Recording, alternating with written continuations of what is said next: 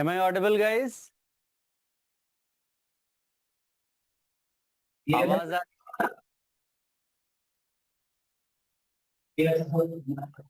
चलो। सो आज हम लोग नया चैप्टर शुरू कर रहे हैं, तो लिखिएगा थर्मोडायनामिक्स एंड थर्मोकेमिस्ट्री।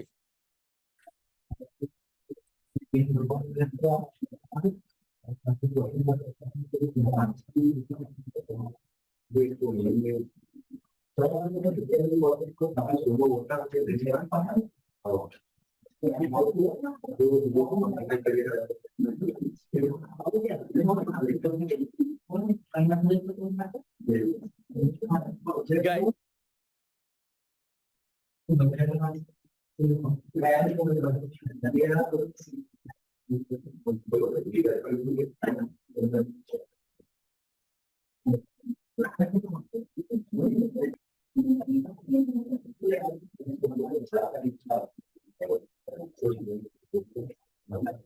चलो शुरू करें।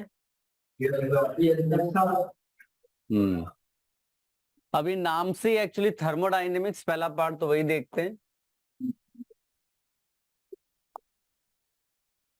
Thermo it is related to heat. देखो हीट, टेम्परेचर, है ना, इन सब की बात करेंगे।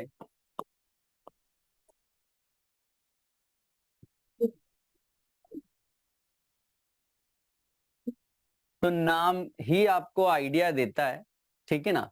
फिर भी एक नोट लिखिएगा बेटा कि बेसिकली हमें किस चीज के लिए इस चैप्टर की जरूरत पड़ी। लिखिएगा इट डील्स विद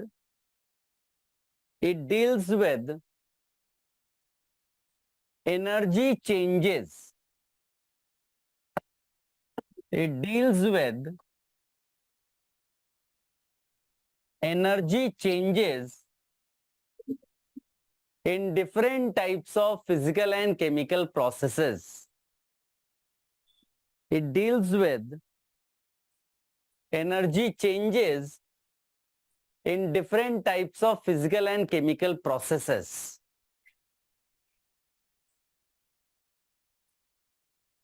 ठीक है, तो थर्मोडायनामिक्स फिजिकल प्रोसेसेस जो होंगे उनमें हम एनर्जी चेंजेस का आइडिया लेंगे, फिर थर्मोकेमिस्ट्री में मूव करेंगे। ठीक है, सो एक दो एग्जांपल आपको ऐसे ही पूछता हूं। देखो, बता सकते हो बेटा what kind of energy change is there? बिल्कुल सही, electrical energy to heat energy. इधर बताइए।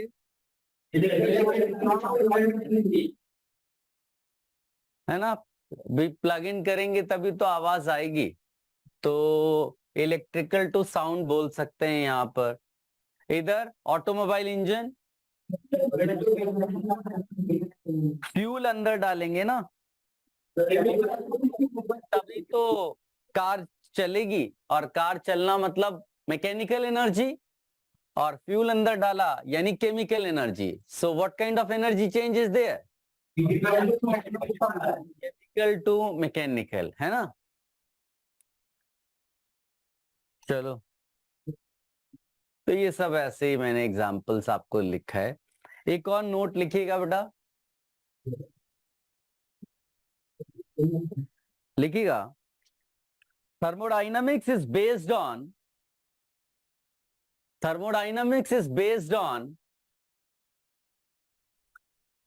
three fundamental laws, जिनको हम लॉज ऑफ थर्मोडायनामिक्स बोलते हैं। ठीक है, ये ह्यूमन एक्सपीरियंस के बेसिस पे ये लॉज बनाए गए हैं।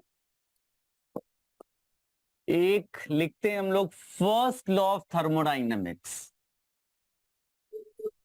First law of thermodynamics,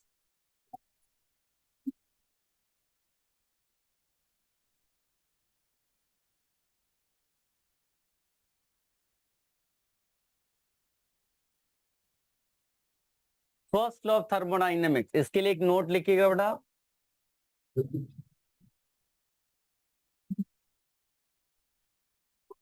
it deals with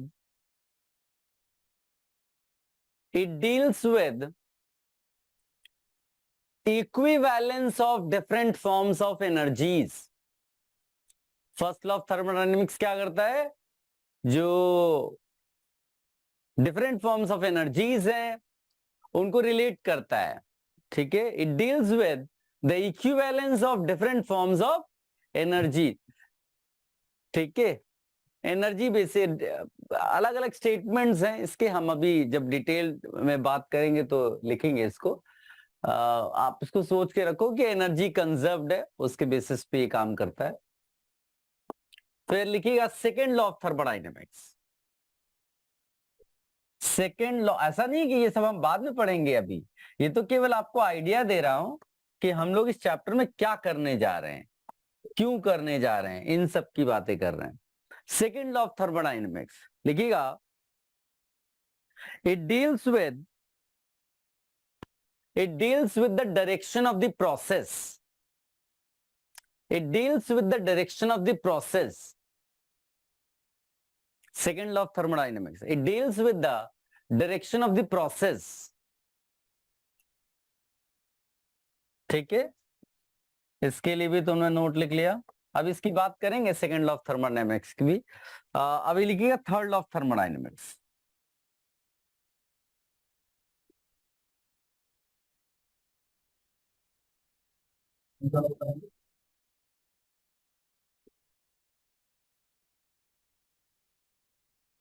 third law of thermodynamics, इसके लिए भी नोट लिखिएगा. It helps us to evaluate.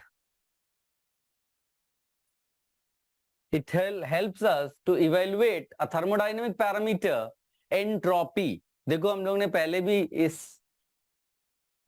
Term का इस्तेमाल किया था. अब इस चैप्टर में इसको थोड़ा डिटेल्ड वे में पढ़ेंगे. एंट्रोपी. तो थर्ड लॉ ऑफ थर्मोडायनेमिक्स आपको एंट्रोपी निकालने में हेल्प करता है, ठीक है.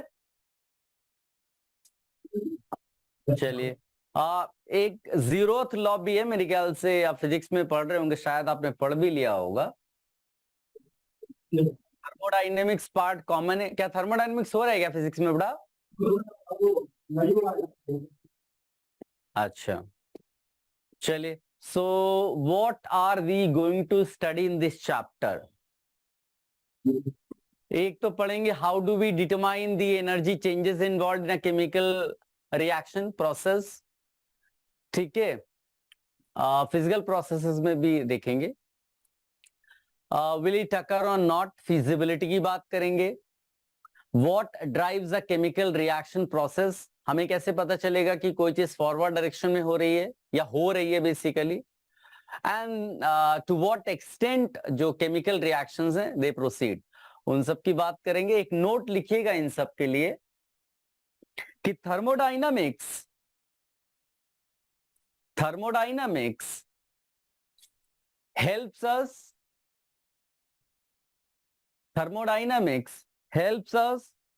to predict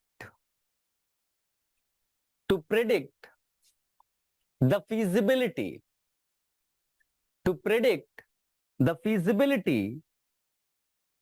as well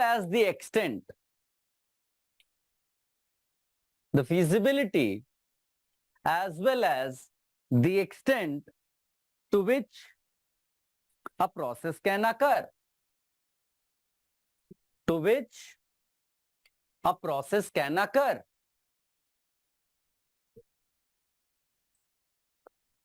But it is not able to predict.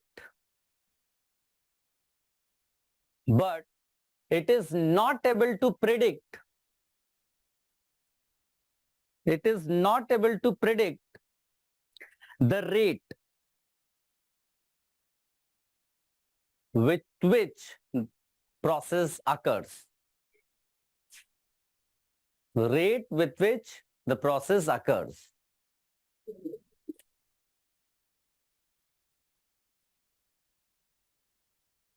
Thermodynamics is concerned only with the initial and the final states. Thermodynamics is concerned only with the initial and final states. It does not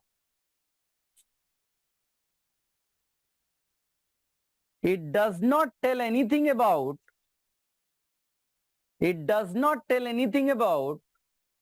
the mechanism of the process. ठीक है, process कैसे हुआ ये नहीं बताता, होगा कि नहीं होगा ये जरूर बताता है। ठीक है, आप इसको कॉपी करना चाहोगे बेटा जो सामने है? Okay okay.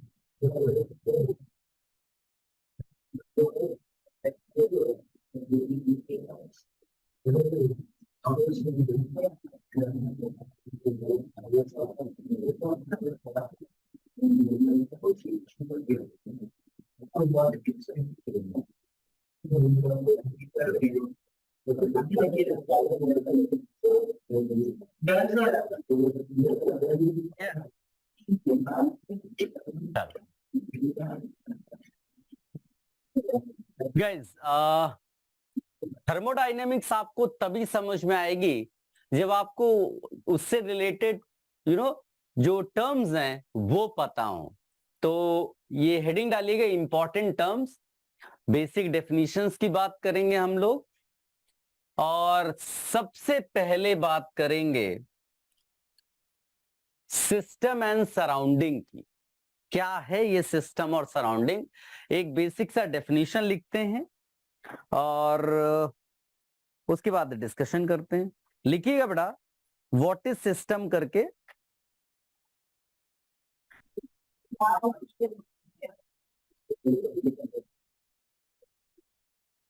बोला जाए, देखिएगा सिस्टम बता रहा हूं मैं आपको। Any specified portion of matter, any specified portion of matter selected for the study of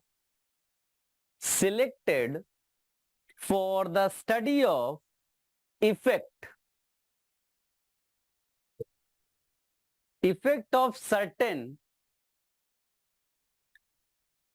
of certain properties such as pressure,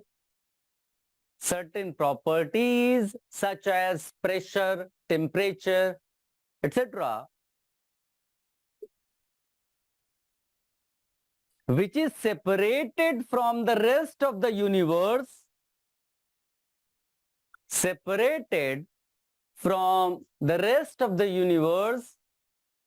with a bounding surface.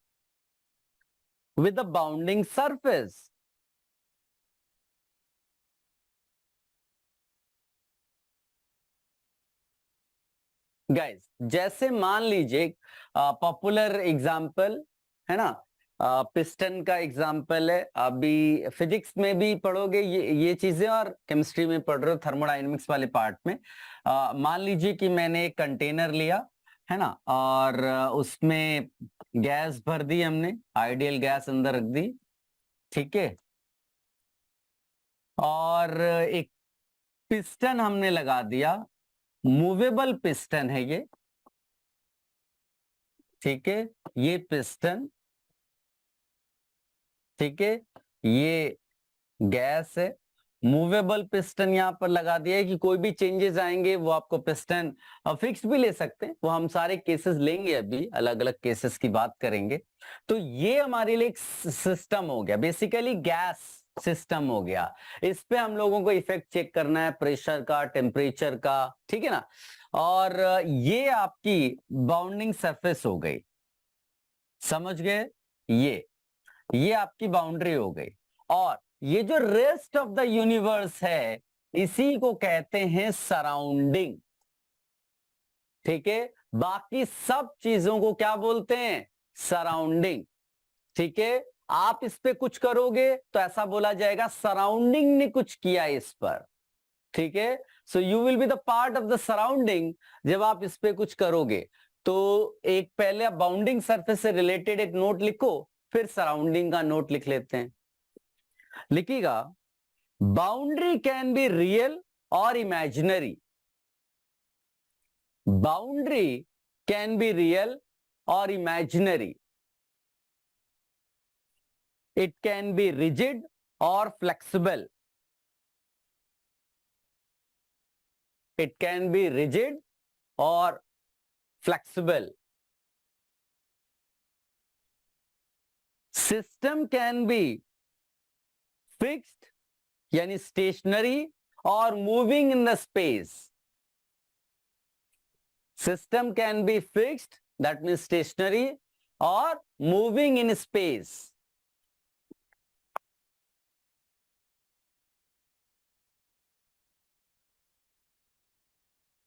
यहीं पर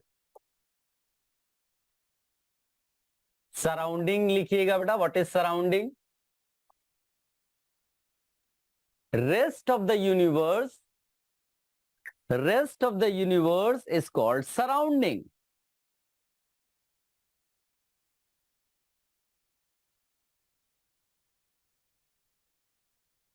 अब आप ये चाहिए तो एग्जाम्पल बना सकते हो बेटा। Yes, sir.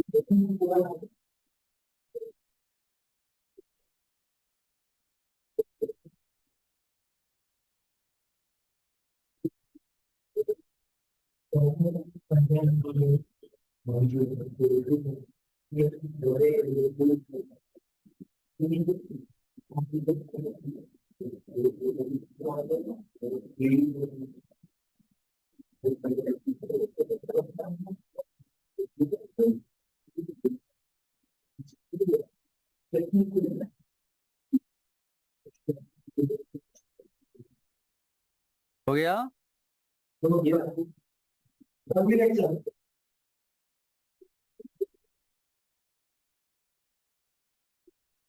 ये कॉपी करने के बाद एक और नोट लिखिएगा।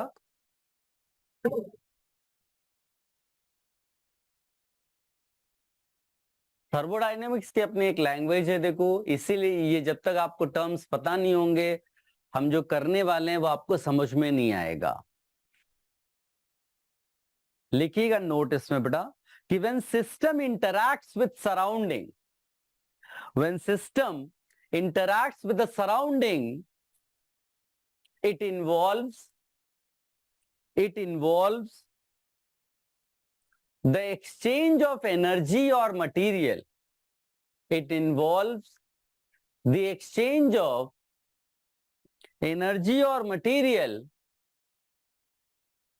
with the surrounding.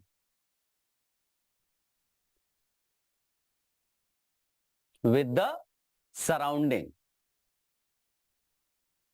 ठीक है। Yes, sir. अब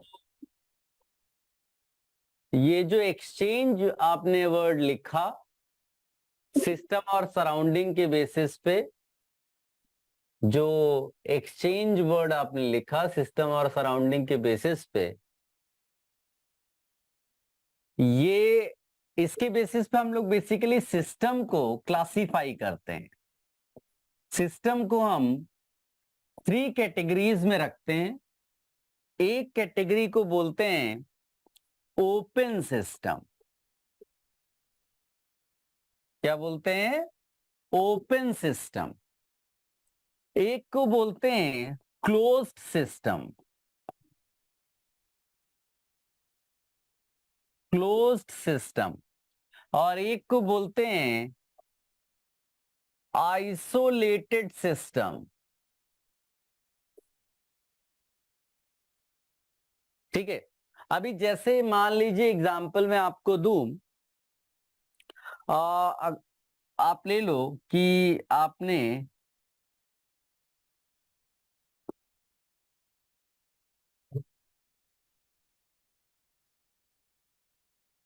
ये क्या है बेटा, कैन यू गेस?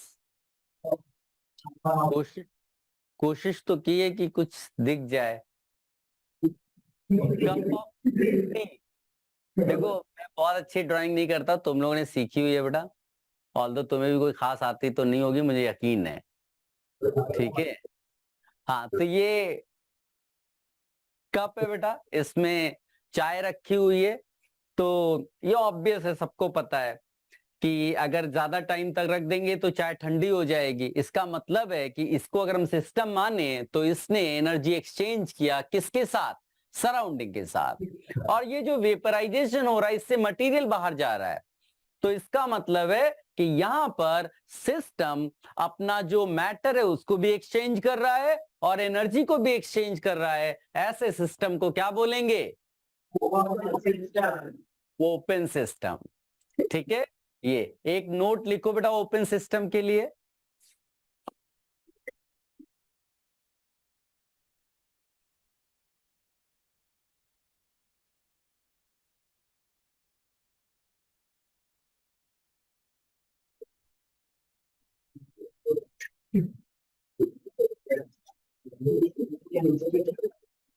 लिखिएगा,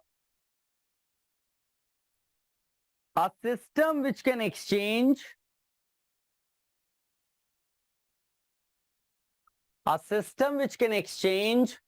energy as well as matter with the surrounding. A system which can exchange energy as well as matter with the surrounding is known as open system.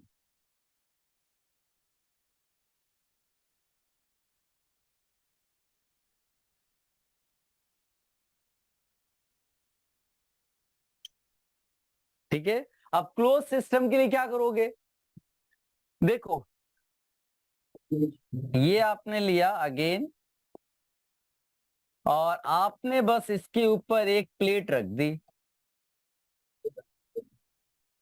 यानी कि इसका जो वेपराइजेशन वो स्टॉप करा दिया आपने। लेकिन चाय फिर भी ठंडी हो जाएगी। ठीक है, क्योंकि बाउंड्री जो है इसकी वो इंसुलेटर्स नहीं है। बाउंड्री जो है, बाउंड्री कैन कंडक्ट हीट, इसीलिए ये चाय ठंडी हो जाएगी। तो यहां पर डेफिनेशन वाइज हम क्या लिखेंगे? A system which can exchange energy with the surrounding but not matter, उसको क्या बुलाएंगे? closed system. A system which can exchange energy but not matter with the surrounding.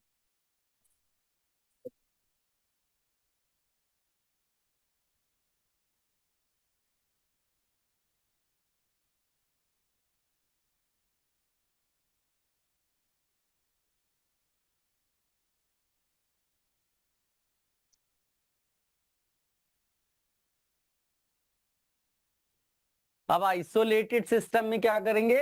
जो कंडक्टिंग वॉल्स हैं, जो कंडक्टिंग बाउंड्रीज हैं, उनको इंसुलेटर बना देंगे।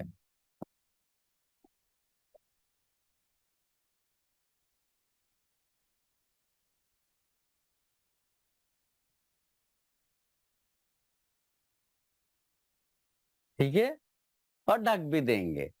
तो थर्मोफ्लास्क एग्जाम्पल है अपने पास। आइसोलेटेड सिस्टम में लिखिएगा system which can neither exchange energy nor matter with the surrounding. A system which can neither exchange energy nor matter with the surrounding.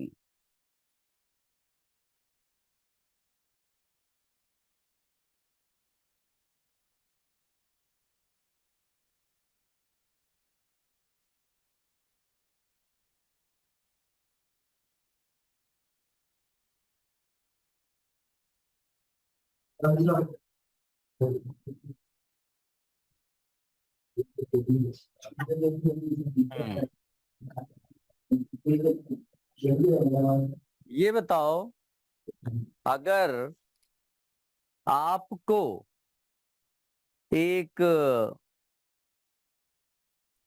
System मान लिया जाए, अगर आपको एक सिस्टम मान लिया जाए तो आप खुद को क्या बोलोगे? ओपन सिस्टम, क्लोज सिस्टम या आइसोलेटेड?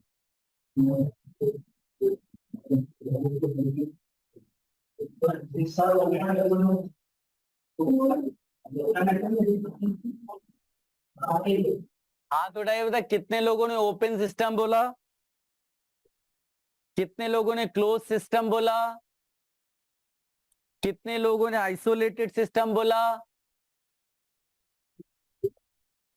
आइसोलेटेड वालों को तो क्लास से बाहर ही कर दो। क्या दुनिया वालों से कट के रहोगे? जिंदगी में इंटरैक्ट नहीं करोगे किसी के साथ? ओपन होना सीखो। ऐसे अपनी जिंदगी को बंद रखोगे तो काम नहीं चलेगा। बंद रखोगे सिस्टम खराब हो जाएगा। खाते नहीं हो क्या कुछ? When you eat something, that is exchange of matter with the surrounding, true or false?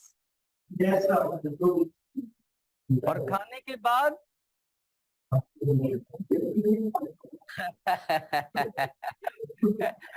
ये क्लोज कौन बोला था? उसको पीट दो, थप्पड़ मार दो, ये जिंदगी बर्बाद कर देगा तुम लोगों की। आइसोलेटेड वालों को तो क्लास से ही निकाल दो। बहुत हो गई पढ़ाई लिखाई।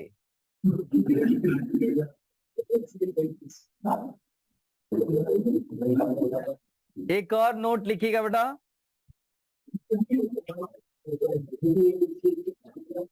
एक और नोट लिखो, लिखिएगा an open system sometimes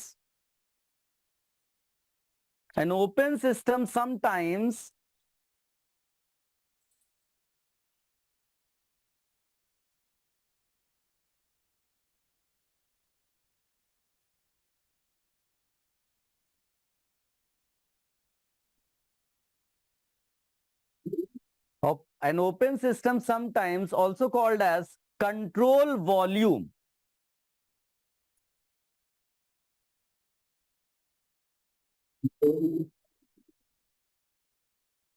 Control volume.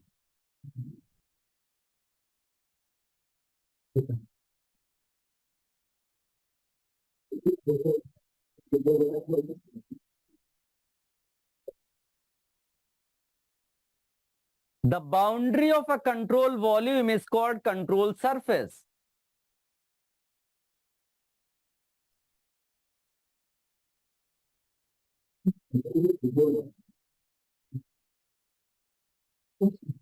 Bracket में लिख देना रिजिड कंटेनर।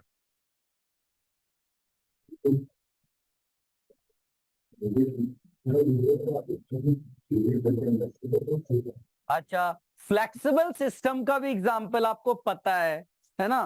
टायर में जब हवा डालते हैं तो इन्फ्लेट करता है, ठीक है ना? The air enters into the tyre, both shape and size of the tyre will change. तो ये फ्लेक्सिबल सिस्टम का एग्जांपल हो गया। चलो, मेरे ख्याल से काफी क्लैरिटी आपको आ गई अपनी जिंदगी में भी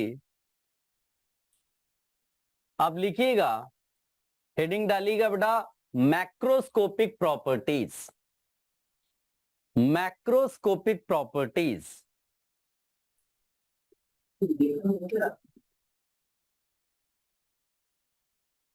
लिखिए, properties associated with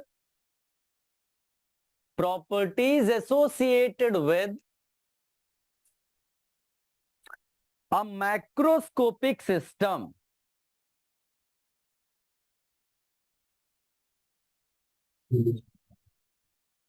Properties associated with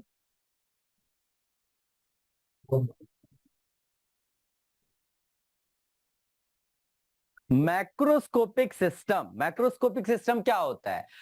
तो ब्रैकेट में लिखना है large number of particles. Large number of particles, macroscopic system, large number of particles. देखो जैसे अभी थोड़ी देर पहले हमने एक सिस्टम एग्जांपल लिया, एक कंटेनर लिया, पिस्टन लगा दिया, है ना, और अंदर हमने गैस भर दी,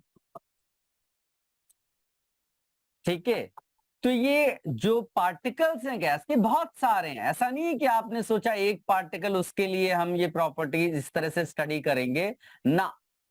सो ये हमारे लिए जो है वो मैक्रोस्कोपिक सिस्टम है। Macroscopic system consist of large number of particles. तो हमने क्या लिखा, properties associated with the macroscopic system are called macroscopic properties. Macroscopic properties like, आप जैसे बात करते हो टेम्परेचर ऑफ गैस, ऐसे लिखते हो ना, तो मैक्रोस्कोपिक सिस्टम हुआ। तो आप लिखिएगा प्रेशर, एग्जांपल्स करके, pressure, volume, temperature, composition, density, viscosity, surface tension, etcetera.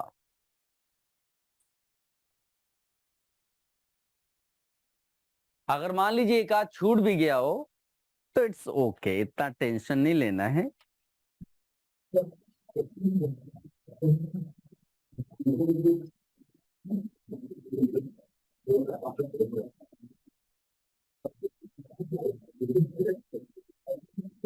देखो ये याद रखना बेटा, इस चैप्टर में हम लोग मैक्रोस्कोपिक स्केल पे, मैक्रोस्कोपिक लेवल पे ही डील करेंगे, ठीक है। थर्मोडायनेमिक्स की ये लिमिटेशन है कि हम लोग माइक्रोस्कोपिक लेवल पे डील नहीं करते। समझ गए? बहुत इंपॉर्टेंट है ये, आप जरूर हाईलाइट करके रखिएगा, ठीक है। चलो अब प्रॉपर्टीज जो है सिस्टम की, उसको हम लोग दो कैटेगरीज में क्लासिफाई करते हैं। इस पे डायरेक्टली क्वेश्चंस आ जाते हैं, पहले तो एडवांस में भी आते थे, अब मेन में आते रहते हैं।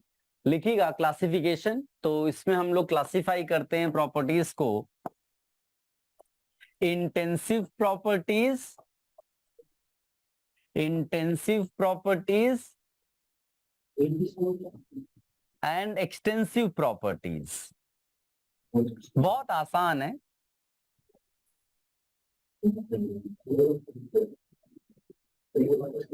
Extensive properties, intensive properties and extensive properties. एक नोट लिखिएगा बेटा,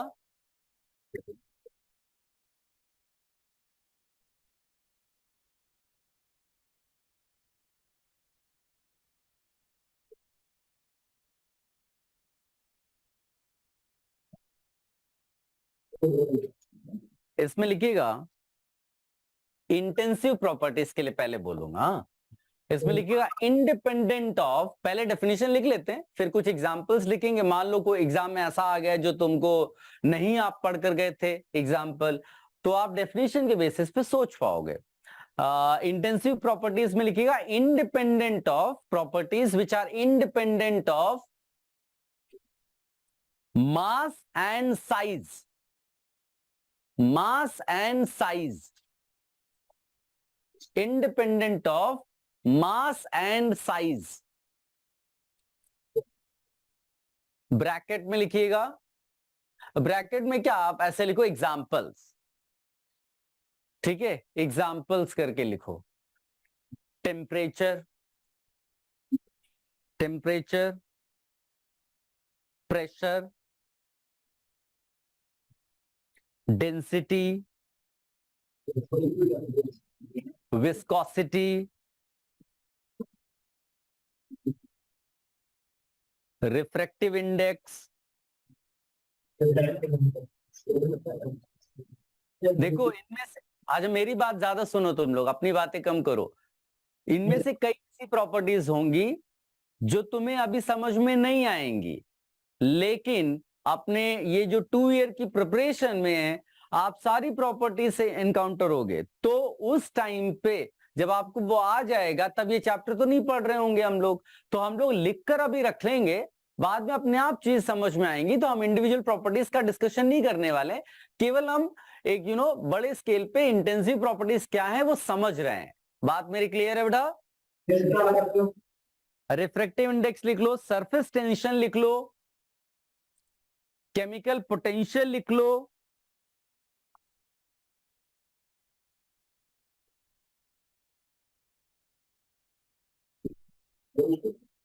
ठीक है।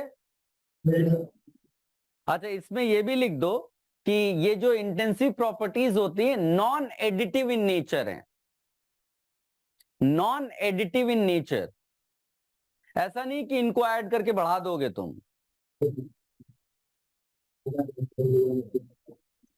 ठीक है। तो अभी जैसे मान लीजिए कि आपके पास लेट अस से एक बकेट में पानी रखा हुआ है, ठीक है ना। अब उसकी अपनी डेंसिटी होगी, राइट ना। ऐसा तो है नहीं कि इस पानी को आपने छोटे ग्लास में लिया तो डेंसिटी ज्यादा या कम हो जाएगी। Density of pure substance is going to be the same. समझ गए कि अगर मान लीजिए कि हम जो है सिस्टम को 2 सिस्टम्स में ब्रेक कर दें, तो क्या प्रॉपर्टी सेम रहती है? अगर सेम रहती है तो वो इंटेंसिव हो जाएगी। ये सिंपल सा जुगाड़ है पता करने का कि प्रॉपर्टी इंटेंसिव है कि नहीं। बात समझ में आई बेटा? है कि नहीं? मान लीजिए कि तुम्हारा घर है, तुम्हारा घर है और उस अपने घर का टेम्परेचर कुछ है, तुमने मेजर किया। अब तुमने क्या किया, एक दीवार खड़ी कर दी यहां पर, तो बताइए यहां और यहां का टेम्परेचर बदल जाएगा क्या? नहीं। समझ गए? चलो, तो ये इंटेंसिव प्रॉपर्टीज के बारे में लिख लिया। अभी लिखिएगा extensive properties. Extensive properties, extensive properties में macroscopic properties which are dependent on mass and size. तो मास अपने आप में है ना कि भाई एक बड़ा ब्लॉक है, उसको कट करके 2 में कर दो तो मास बदल जाएगा ना। तो इसमें हम लोग ये भी लिख सकते हैं एडिटिव इन नेचर प्रॉपर्टीज, है ना। और मास हो गया, वॉल्यूम हो गया, एनर्जी। अभी बहुत सारे टर्म्स आएंगे, इंटरनल एनर्जी, ये सब पढ़ने वाले हैं हम लोग बेटा। इंटरनल एनर्जी, अरे कहीं भी एनर्जी टर्म लिखा हो इसमें डाल देना। एंथैल्पी, एंथैल्पी, एंट्रोपी, ठीक है, ये सब इसी में आएगा। और भी एग्जांपल्स बाद में ऐड कर देना, थोड़ी जगह छोड़ देना, ठीक है। अभी हम लोग हीट कैपेसिटी वगैरह पढ़ेंगे बेटा, ठीक है।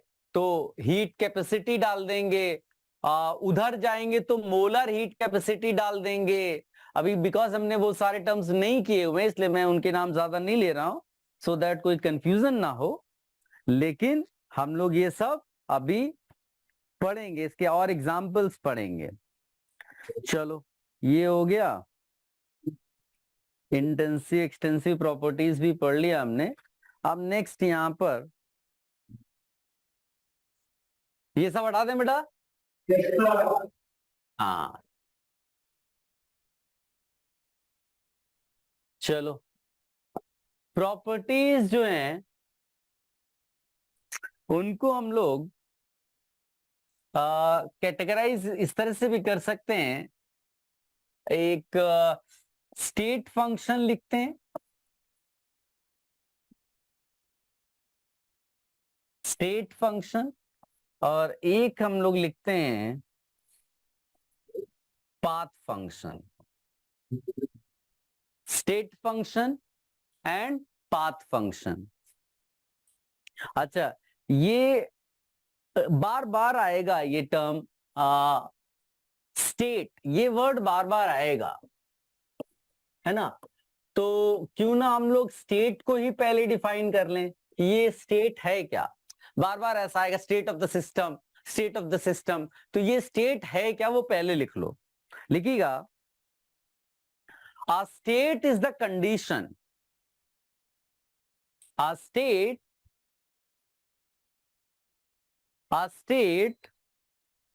is the condition of a system specified by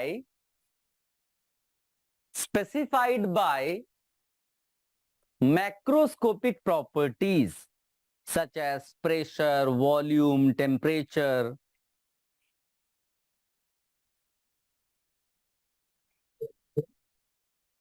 ठीक है, तो जैसे मान लीजिए कि आपने एक सिस्टम ऐसा लिया, ठीक है, और इस टाइम पे जब हमने इसकी बात की तो प्रेशर मान लीजिए कुछ भी हो सकता है, P1 ले लेते हैं, वॉल्यूम V1 ले लेते हैं, टेम्परेचर T1 ले लेते हैं, ठीक है।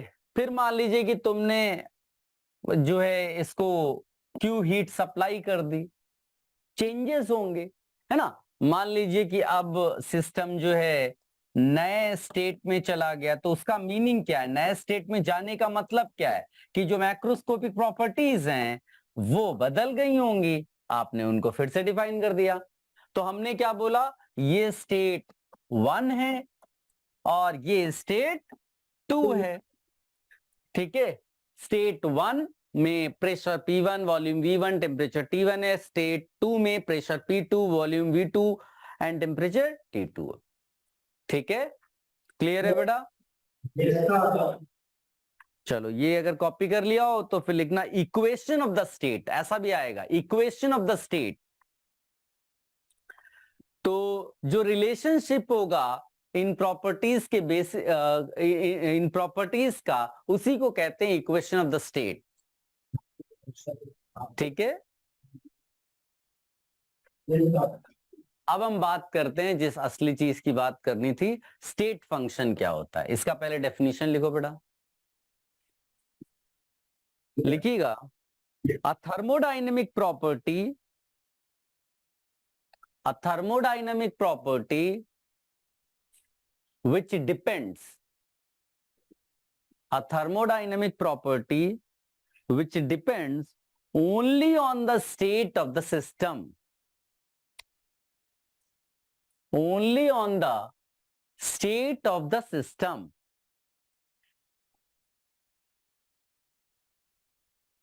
and does not depend on the path by which it is reached, does not depend on the path with which it is reached. Guys, अच्छा ये पाथ फंक्शन का भी लिख ही लो, फिर एग्जाम्पल सोचते हैं, है ना। पाथ फंक्शन में लिखिएगा, a quantity which depends not only on the state of the function but also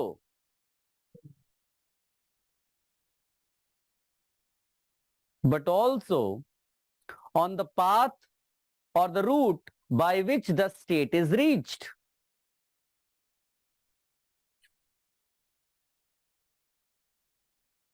The state is reached.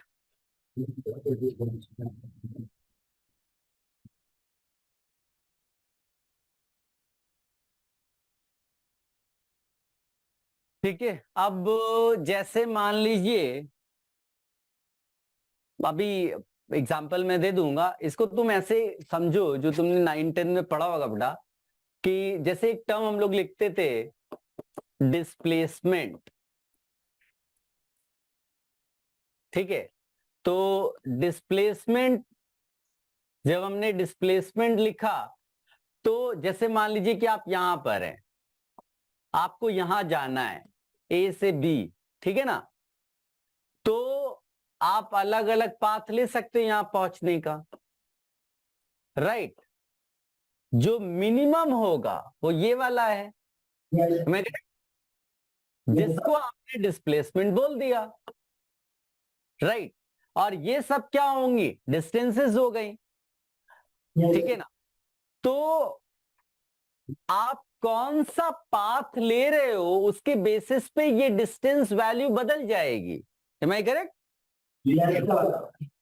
हाँ, और जो मिनिमम वाला है वो तो फिक्स ही रहने वाला है। बात समझ में आई? हाँ, इसको इस तरह से समझ सकते हैं। और दूसरा एग्जाम्पल्स अगर स्टेट फंक्शंस के आप देंगे तो जैसे टेम्परेचर हो गया, प्रेशर हो गया, वॉल्यूम हो गया, इंटरनल एनर्जी हो गई, ये सब एग्जाम्पल स्टेट फंक्शन के। अभी एक्चुअली आपको बहुत ज्यादा इसमें बता नहीं सकता, बिकॉज अभी आपको वर्क बताऊंगा क्या होता है, हीट क्या होता है, जो कि एग्जाम्पल्स आएंगे किसके, पाथ फंक्शन के। ठीक है, जैसे मान लीजिए कि मैं एक ग्राफ ऐसे समझाता हूं, मान लीजिए प्रेशर वर्सेस वॉल्यूम का ग्राफ है, ठीक है, और आप जो है सिस्टम यहां पर रखा हुआ है, ए से आप गए हैं बी में, ठीक है, बी से फिर गए हैं समझ लो सी में, सी से मान लीजिए आप गए डी में, और डी से आ गए ए में, डी से आप लोग आ गए, एक मिनट, हाँ, डी से आप आ गए ए में, ठीक है, वापस आ गए। तो अब यहां पर ध्यान से देखना, ये पॉइंट पे प्रेशर जो भी होगा वो ये है ना, मान लीजिए प्रेशर P1 है। अब आप कैसे भी जाके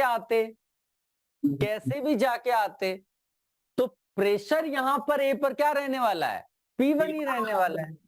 क्या बात समझ में आई? तो pressure, temperature, volume, internal energy, ये सब स्टेट फंक्शंस कहलाते हैं, ठीक है। और पाथ फंक्शन का बेस्ट एग्जांपल है वर्क। आप कौन सा पाथ अडॉप्ट करते हो उसके हिसाब से वर्क बदल जाएगा। क्लियर है? अभी बिकॉज हम थर्मोडायनेमिक्स वे में वर्क को डिफाइन करेंगे तो ज्यादा अभी उसके बारे में बात नहीं करेंगे, अभी केवल आप लिख लो। और हम लोग मैथमेटिकल वे में जब स्टेट फंक्शन को लिखते हैं तो इस तरह से रिप्रेजेंट करते हैं, ठीक है, कि इनिशियल और फाइनल जो है वो पॉइंट्स सेम है, तो हम इसको क्लोज्ड पाथ कह सकते हैं, ठीक है। और जो ये इस तरह से इंटीग्रल साइन बना हुआ और बीच में सर्कल बल लगा दिया है, इसको पाथ इंटीग्रल कहते हैं। क्या कहते हैं बेटा? Path integral. पाथ इंटीग्रल बोलते हैं, लाइन इंटीग्रल बोलते हैं, कॉन्टो इंटीग्रल बोलते हैं।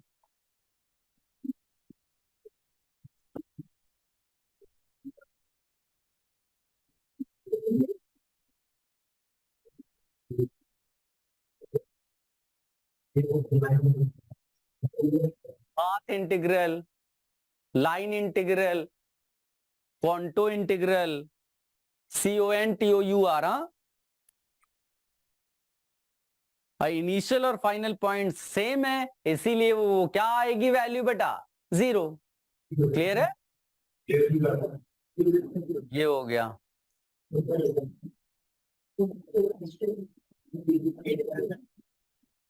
ये टर्म भी मेरे ख्याल से तुम्हें समझ में आ गया होगा। Yes, sir. ठीक है, अब नेक्स्ट इसको हटा दें सब बेटा। Yes, sir. चलो लिखो बेटा thermodynamic equilibrium.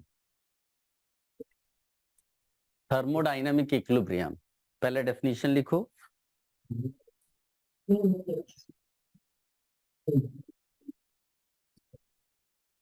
A system is said to be in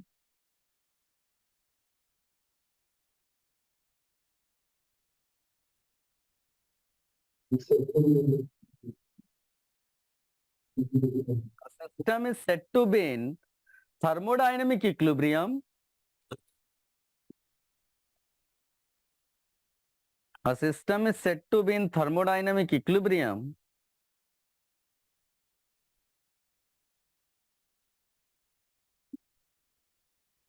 if macroscopic properties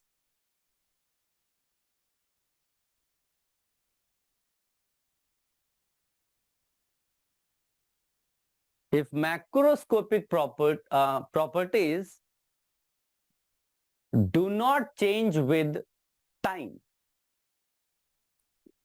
Macroscopic properties do not change with time.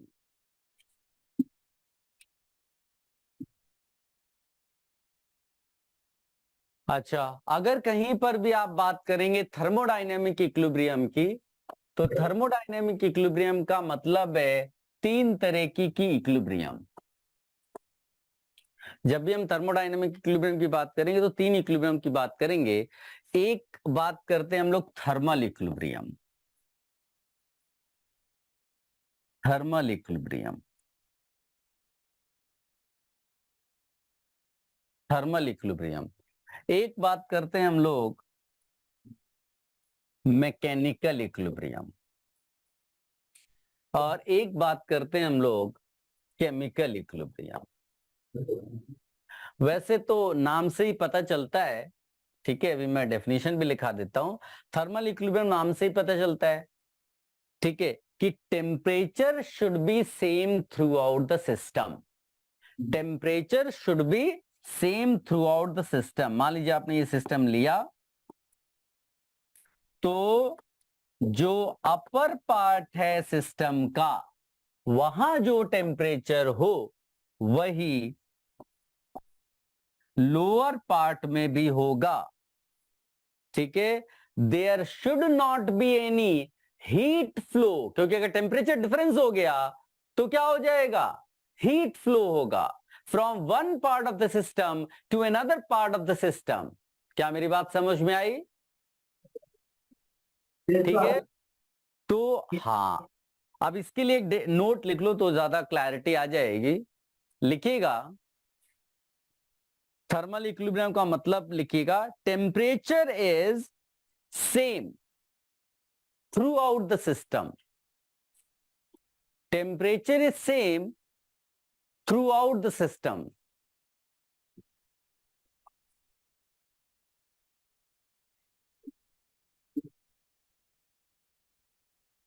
Bracket में लिख सकते हैं, no heat flow from one part of the system, no heat flow from one part of the system to another part of the system.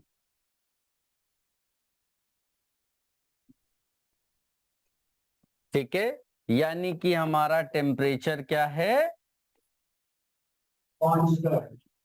हाँ, पूरे system में temperature आपने same ले रखा है, ठीक है। चलो अब मैकेनिकल इक्विलिब्रियम, देखो नाम से ही पता चलता है मैकेनिकल इक्विलिब्रियम। तो mechanical something related to work, right ना।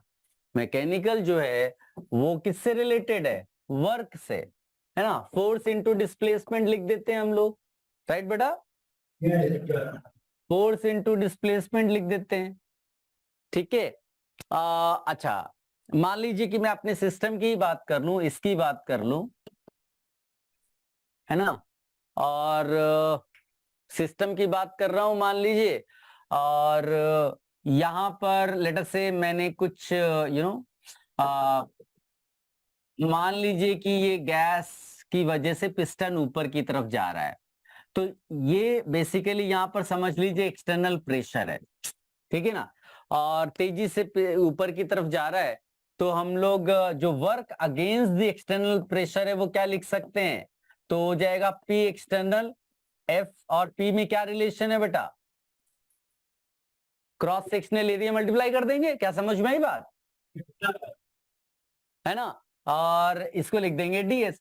मान लीजिए कि चेंज होकर के पिस्टन यहां तक पहुंच गया, तो ये जो है ये बेसिकली ये सिलेंडर है ना ऐसा, तो जो ये जो डिस्प्लेसमेंट और क्रॉस सेक्शनल एरिया मल्टीप्लाई करेंगे तो उसको क्या बोल देंगे, चेंज इन वॉल्यूम। क्या तुम लोग समझ पाए बेटा, राइट, ये हो गया। अब जो मैकेनिकल इक्विलिब्रियम की बात कर रहा है, बाय चांस आपने क्या दी लिया, सिस्टम लिया, और अगर बाय चांस अपर पार्ट में प्रेशर ज्यादा है, लोअर पार्ट में प्रेशर कम है, तो एक पार्ट सिस्टम का दूसरे पार्ट पे वर्क करना शुरू कर देगा, मानते हो कि नहीं,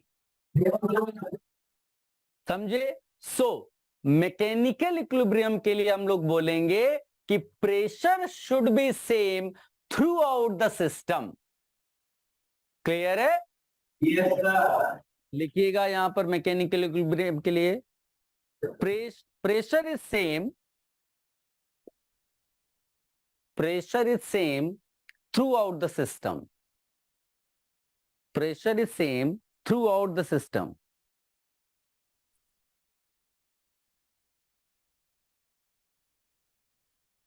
और जैसे वहां पर हमने लिखा था no heat flow from one part of the system to another part of the system, यहां लिखेंगे no mechanical work from one part of the system to another part of the system.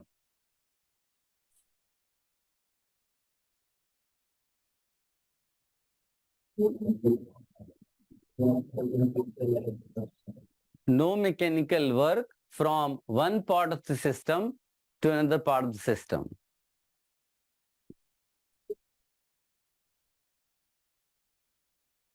Clear है बेटा,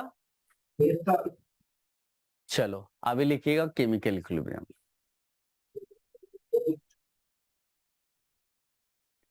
chemical नाम से ही पता चलता है बेटा, कॉम्पोजिशन से रिलेटेड है, कॉम्पोजिशन से रिलेटेड है, ठीक है ना। आप ऐसा मान लीजिए आपने सिस्टम ले लिया, आपने सिस्टम ले लिया, आप ऐसे नहीं बोल सकते ना कि गैस जो है ऊपर वाले हिस्से में ज्यादा है नीचे में कम है, समझे। और मान लीजिए मिक्सचर लिया आपने गैसेस का, तो भी आप बोलोगे composition should be same throughout the system, ठीक है। अगर कॉम्पोजिशन अलग अलग हो जाएगी तो मैटर फ्लो चालू हो जाएगा एक पार्ट से दूसरे पार्ट पे, तो लिखिएगा the composition should be same throughout the system. The composition should be same throughout the system.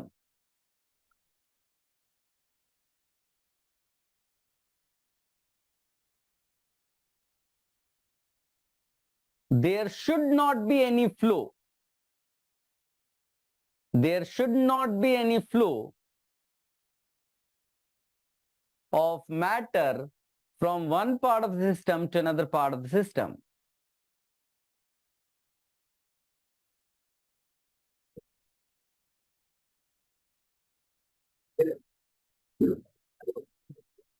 One part of the system to another part of the system.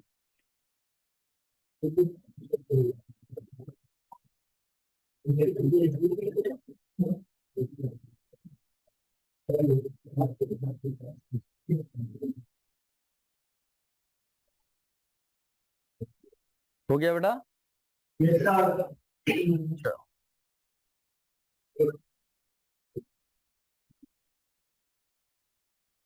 चलिए थर्मोडायनेमिक इक्विलिब्रियम का भी discussion किया।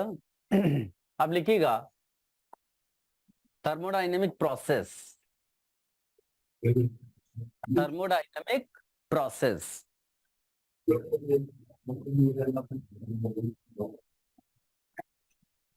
लिखिएगा यहां पर the transformation of a system, the transformation of a system from one state to another state is called a process. One state to another state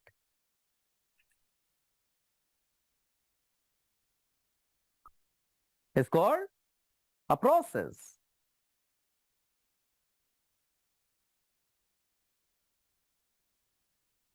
देखो, बहुत सारे प्रोसेसेस हो सकते हैं, ठीक है, बहुत सारी पॉसिबिलिटीज हैं, अलग अलग टाइप के प्रोसेसेस। हमें कुछ कॉमन प्रोसेसेस का डिस्कशन करना है। तो जैसे हम लोग पढ़ते हैं आइसोबैरिक प्रोसेस, आइसोबैरिक प्रोसेस। एक हम लोग पढ़ते हैं आइसोकोरिक प्रोसेस, आइसोकोरिक प्रोसेस। एक हम लोग पढ़ते हैं iso thermal process, iso thermal process. फिर हम लोग एक पढ़ेंगे जो तुम्हारे लिए थोड़ा सा अलग सा होगा, एडियाबैटिक प्रोसेस,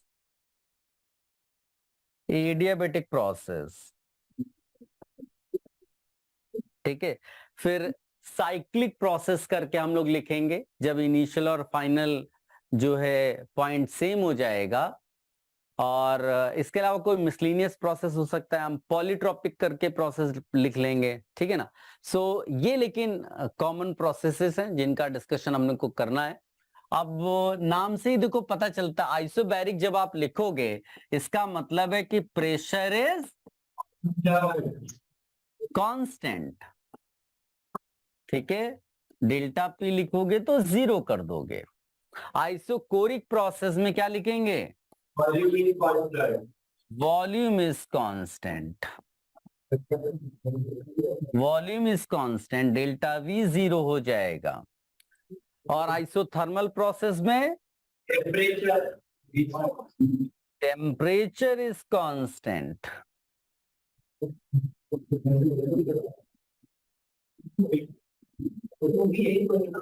ये जो है अलग है, अगर आपको पता है तो अच्छी बात है, नहीं तो यहां पर लिख देंगे Q is equal to 0। Adiabatic process का मतलब है कि there is no heat transfer, there is no exchange of heat between system and surrounding. Q is equal to 0 लिख दिया हमने।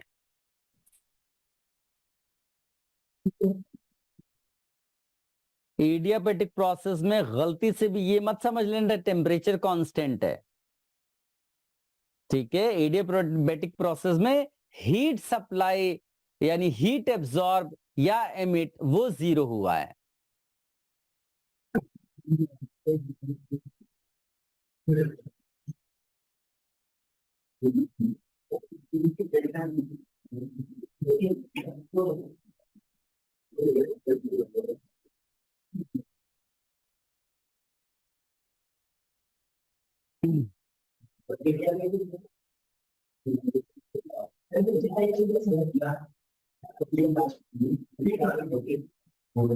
देख लिया बेटा, तो इनका डिस्कशन हम लोग करेंगे। अभी यही सब तो पढ़ना है, अभी केवल हम लोग टर्म सीख रहे हैं। Types of processes, types of processes, अच्छा हमने तो कर लिया है ना, व्हाट इज प्रोसेस में ही लिख दिया, ठीक है। ये वाला पार्ट हमने कर लिया। तो अभी हेडिंग डालिएगा बेटा, nature of processes.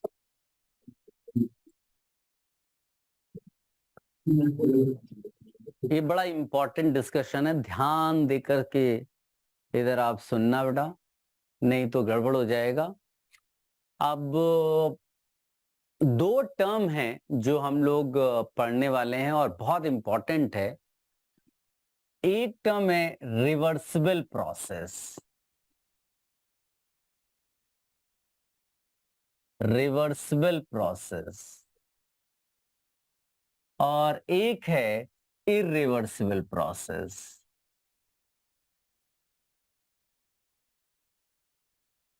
Reversible process और इरिवर्सिबल प्रोसेस, अब इसमें है क्या? जैसे मान लीजिए कि मैंने एक सिस्टम जैसा अभी तक हम बना रहे थे वैसा ही सिस्टम ले लेते हैं। ये आपने समझ लो कि यहां पर एक पिस्टन लगा दिया, ऑफ कोर्स मूवेबल पिस्टन है,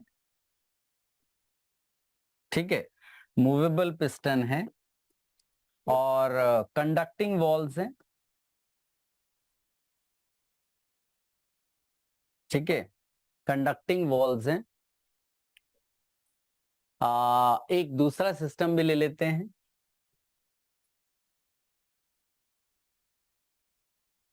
ठीक है। साइज वगैरह आप सेम ही रख सकते हो, मेरे से थोड़ा सा ऊपर नीचे हो सकता है।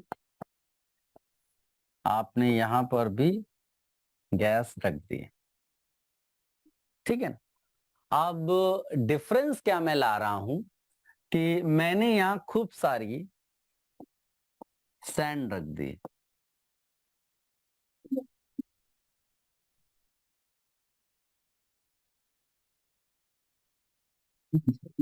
ठीक है। यहां पर भी रख सकते हैं, या फिर यहां ब्लॉक्स रख देते हैं, ठीक है ना, बड़े बड़े आपने ब्लॉक्स रख दिए यहां पर।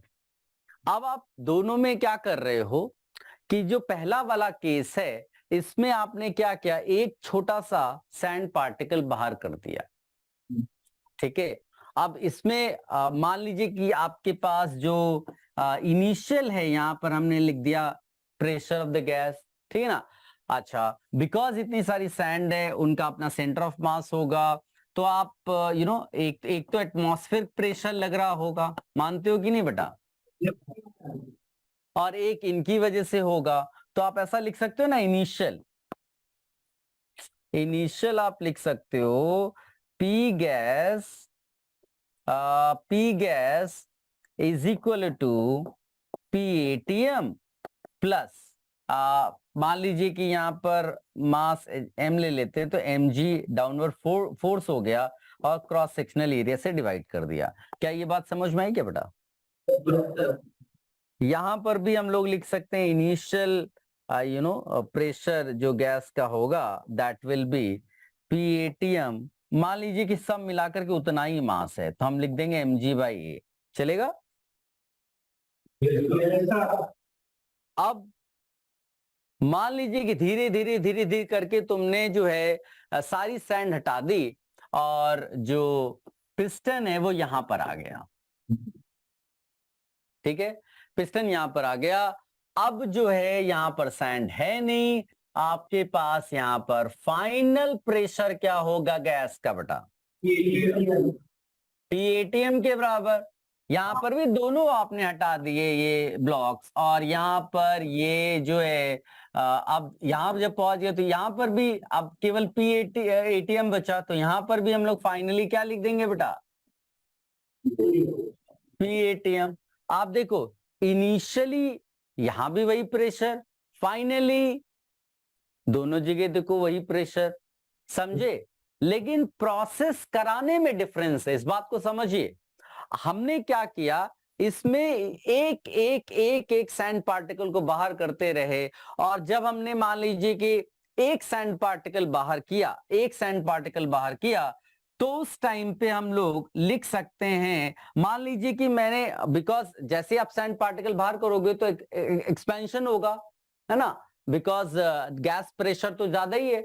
आपने सैंड पार्टिकल हटाया तो ये mg/a इसमें कमी आई, तो जो ड्राइविंग फोर्स होगा जो ऊपर की तरफ ले जाएगा वो ग्रेटर है। तो इसका मतलब है कि यहां पर हम लिख सकते हैं P जो गैस है अभी दैट विल बी इसमें हम लोग जो ये P डैश कर देते हैं, तो ये लिख देंगे PG माइनस DP। क्या सही है? या हम लोग ऐसा भी बोल सकते हैं कि P external is equal to PG minus DP। मानते हो? ठीक है। अब क्या होगा, पिस्टन फिर यहां चला जाएगा इस जगह पे, या मैं दूसरा चेंज कर देता हूं कलर। पिस्टन यहां चला जाएगा, फिर तुमने क्या किया, एक और ग्रेन बाहर किया, फिर हल्का सा ऊपर गया। ठीक है। अब क्या होता है कि जब तुम धीरे धीरे प्रोसेस को कराते हो तो पिस्टन जो है थोड़ा ऊपर गया, बिल्कुल आप समझ लीजिए कि जो सैंड पार्टिकल है वो बहुत बहुत बहुत छोटा है। तो आप ऐसा सोचिए कि जो डीपी है वो तो निग्लिजिबल है, लेकिन ड्राइविंग फोर्स ज्यादा है इसलिए पिस्टन ऊपर गया, बट पता नहीं चला। गया ऊपर बट वो पता नहीं चला क्योंकि इतना धीमे गया, बिकॉज जो आपका गैस का प्रेशर होगा और जो एक्सटर्नल प्रेशर है उसमें डिफरेंस बहुत कम आप लेकर आए। आपने छोटा सा सैंड पार्टिकल है, बहुत धीमे ऊपर गया। इस तरह आप कहां तक पहुंच गए, टॉप लेवल तक पहुंच गए। टॉप लेवल यानी जहां तक जाना था अपने को, सारे सैंड पार्टिकल यहां तक पहुंच गए, लेकिन बहुत बहुत बहुत धीमे गए। ठीक है। इसका फायदा क्या हुआ कि हर एक पॉइंट पे जो है वो थर्मोडायनेमिक इक्विलिब्रियम मेंटेन रही। ठीक है। क्योंकि अब बिल्कुल हल्का सा आपने हटाया, हल्का सा ऊपर गया, इक्विलिब्रियम आ गया, फिर आपने एक हटाया, हल्का सा ऊपर गया, फिर इक्विलिब्रियम सेटअप हो गया, फिर एक हटाया, फिर हल्का सा ऊपर गया, इक्विलिब्रियम सेटअप हो गया। यहां क्या हुआ, यहां तुमने दोनों जो है ब्लॉक्स बाहर कर दिए, सडनली ये कहां पहुंच जाएगा, यहां। बात समझ में आई क्या? इन बिटवीन आपने इस सिस्टम को वक्त दिया, टाइम दिया सेटल होने का, इक्विलिब्रियम मेंटेन करने का? नहीं। क्लियर है बेटा? ठीक है। बस यहां तो आपको सीधे फाइनल पे जाकर टच किया, जबकि हम यहां पर हर मोमेंट को स्टडी कर पा रहे थे। ठीक है। थ्रू आउट हम चीजों को स्टडी कर पा रहे थे। इसको ही कहते हैं reversible process. A process which is carried out very very very slowly. ठीक है। एंड irreversible प्रोसेस क्या होता है? A process which is carried out very fast. क्या थोड़ी बहुत बातें समझ में आई बेटा? ठीक है। हाँ, ये भी कर सकते थे कि आप एक ब्लॉक हटा दो पहले, तो ये बीच में जाएगा, लेकिन सडनली जाएगा, फिर एक और हटाया, फिर सडनली ऊपर चला गया। अब इन ग्राफ्स को देखो बेटा, पहला वाला लिखा है ना, PV plot when pressure is not constant and changes in the finite steps. आप एक में कर सकते हो, दो में कर सकते हो, तीन में कर सकते हो, लेकिन यहां पर आप समझ लो कि इनफाइनाइट पार्टिकल्स आपने रखे हुए सैंड के, इतने छोटे छोटे, एक एक करके आप हटा रहे हो। और तो यहां क्या लिख रहे हैं, ड्यूरिंग, ये कंप्रेशन का ग्राफ है क्योंकि ऐसे लेकर जा रहा है, हमने एक्सपेंशन का एग्जांपल दिया, उससे कोई फर्क नहीं पड़ता है। ठीक है ना। Compression from initial volume VI to final volume VF, work done on the gas is represented by the shaded, वो तो अभी मैं बताऊंगा आपको।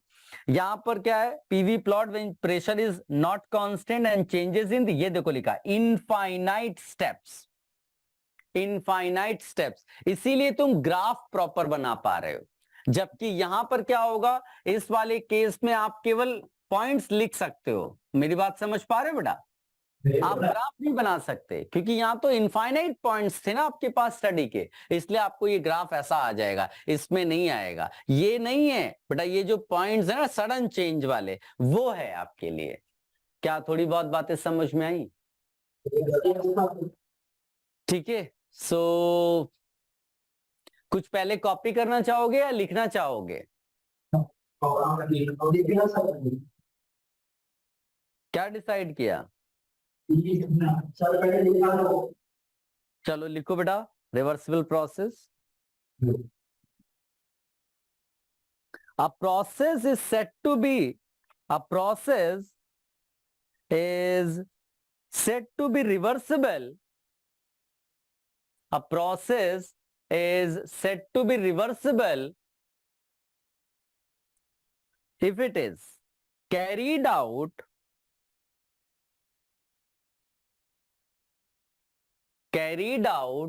Very very very slowly. आपको एक टर्म लिखा हुआ मिलेगा कई बार बुक्स में, उसको बोलते हैं इनफाइनाइटेसिमली स्लोली. इनफाइनाइटेसिमली स्लोली ऐसा टर्म लिखा हुआ मिलेगा, इनफाइनाइटेसिमली स्लोली, या कई बार इनफाइनाइटली स्लोली भी ऐसा लिख देते हैं. ठीक है, इसका मतलब ये होता है कि जो ड्राइविंग फोर्स है एंड अपोजिंग फोर्स है, उनमें जो डिफरेंस है वो बहुत कम है. ठीक है, ड्राइविंग फोर्स यहां पर लिख देंगे, driving force pressure of the gas है और अपोजिंग फोर्स एक्सटर्नल प्रेशर है. तो इस पर्टिकुलर केस के लिए हम लिख देंगे जो ड्राइविंग फोर्स है वो ग्रेटर तो है बट ऑलमोस्ट सेम है किसके कंपैरिजन में, अपोजिंग फोर्स. लेकिन जब यहां पर जाओगे तो आप लिखोगे जो ड्राइविंग फोर्स है, driving force that is much greater than opposing force. बात समझ में आई बेटा? इसको हम लोग जो रिवर्सिबल प्रोसेस है इसको क्वाजी स्टैटिक प्रोसेस भी कहते हैं.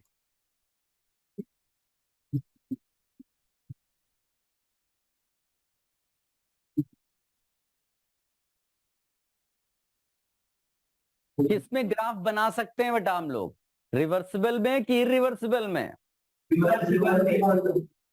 हाँ, इरिवर्सिबल में लिख देना process which is not reversible. बाकी सब प्रोसेसेस को जो रिवर्सिबल नहीं है हम क्या बोलेंगे, इरिवर्सिबल.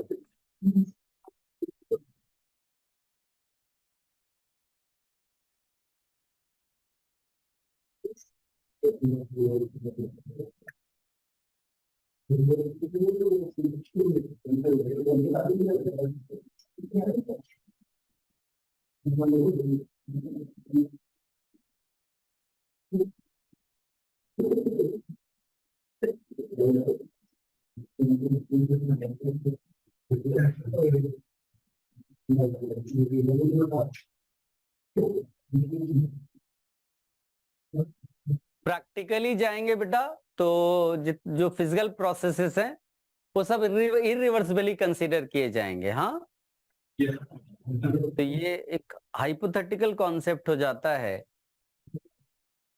रिवर्सिबल प्रोसेस का. ये ग्राफ ये बना देना बेटा, इसको भी लिख सकते हो.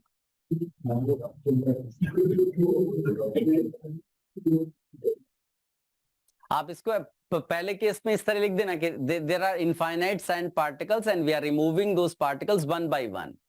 This way the piston is moving up but very very very slowly.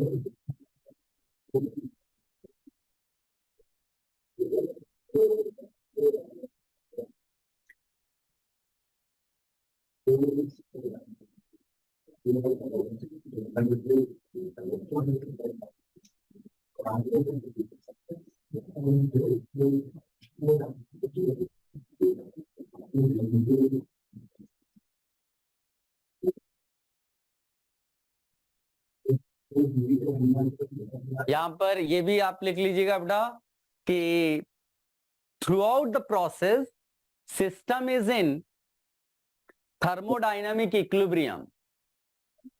Through out the process, reversible वाले केस में, throughout the process system is in thermodynamic equilibrium.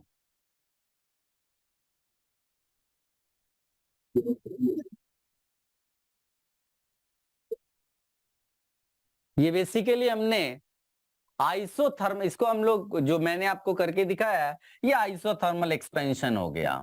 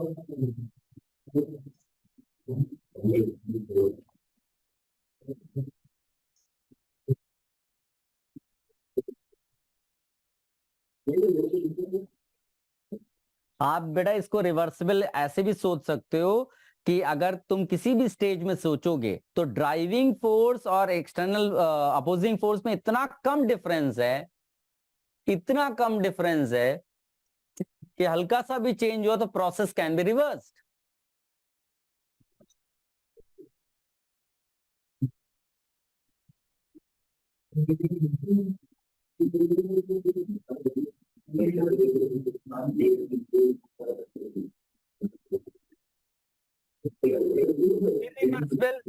irreversible process में we are aware of only initial and final state।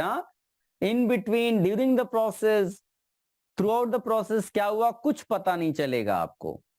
तो we fail to draw graph here between pressure and volume, जबकि reversible में we can easily draw graph between pressure and volume। ये सारे points लिख लिए हैं बेटा।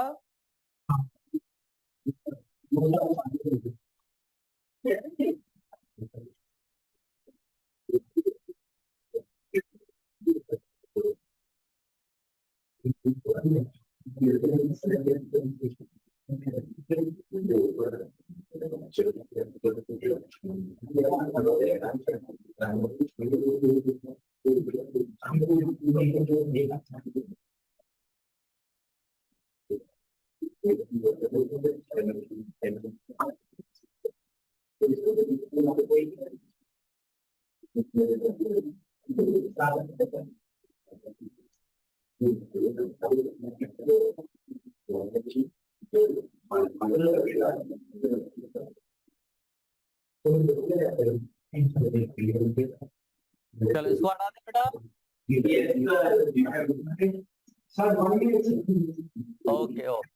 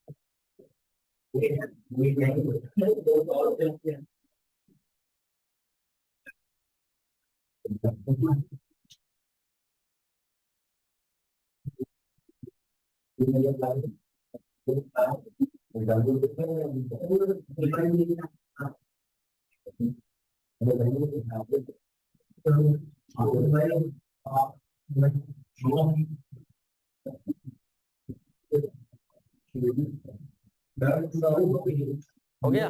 चलो ये ड्रॉ कर लिया बेटा।